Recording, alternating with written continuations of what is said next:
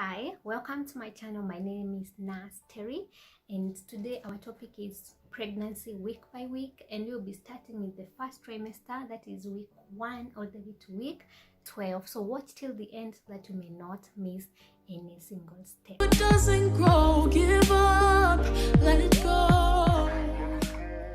Again, ladies, and we're going to start with week 1, and you should know that your 40-week pregnancy countdown begins now. That is from week 1, and actually from week 1 and week 2 all the way to week 3, you're not actually pregnant, or you're technically not pregnant, but it's an important time for preparation. So during this week, you are mostly likely to get the symptoms of those symptoms that you usually get just before your period arrives, and those are bloating, cramping, fatigue, breast tenderness, headaches, food cravings, and moodiness. So what are some of the self-care tips? And during week 1, you should start the preconception vitamins such as the folate, that is the vitamin B9, and do not drink or use drugs, and prepare physically for pregnancy. Week 2 is the ovulation week, and this week you should time sex wisely so that you can conceive. And once fertilized, your egg will now be called a zygote. Make sure you watch this video that I did previously, that was talking about baby development from week 1 to week 40, and you will learn so much from that video. Week 2 symptoms are mostly the ovulation signs and symptoms, and these are cervical mucus will begin to thin out. You'll have a great mood. There's an increase in sex drive. You will glow more, and the ovulation pain for week 3, it's the implantation week. This week you may notice your very first pregnancy symptoms, and your common symptoms this week are mostly the emotional ones, such as you feeling more nervous and more anxious because this is the waiting week, and you're most likely to get some supporting. Week 4, you're already pregnant. You can now get a positive pregnancy test this week, and it is actually the time to schedule your first prenatal appointment. So week 4 checklist: you should eat well, exercise, get some rest, purchase a home pregnancy test, and continue taking prenatal vitamins. Week 5, you are probably feeling more tired than usual. You may also notice some uterine cramping, which is normal, and the high HCG levels can now cause more early pregnancy symptoms.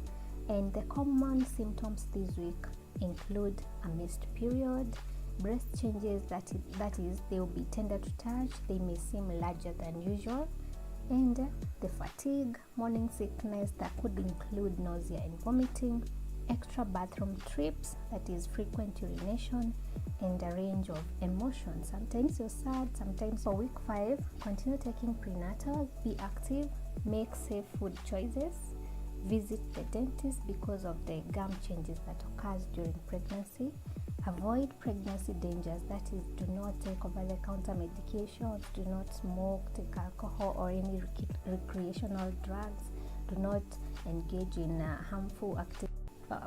Week 6, the common symptoms for week 6 include fatigue, morning sickness, and frequent urination.